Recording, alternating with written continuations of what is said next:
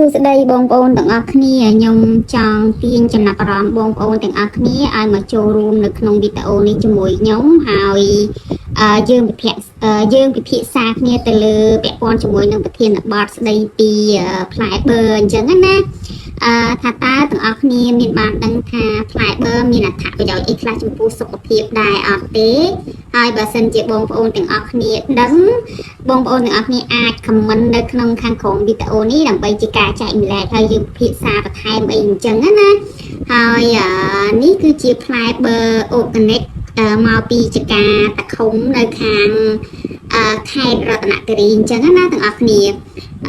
ពេលខ្លះខ្ញុំក៏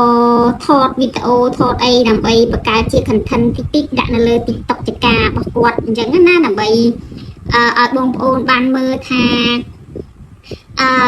ជីវជាតិដីនៅក្នុងស្រុកយើងមិនអន់មកនេះហើយដំណាំដាំដុះលក្ខណៈ organic អីគឺល្អមែនតើដូចទាំងអស់គ្នាបានឃើញក្នុងវីដេអូនឹងអញ្ចឹង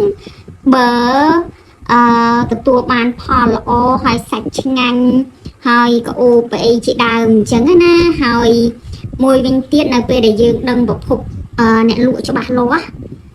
គឺយើងធានាបាននៅផ្លែឈើគុណភាពមានសុខភាពល្អអីជាដើមអញ្ចឹងណាទាំងអស់គ្នាអូខេ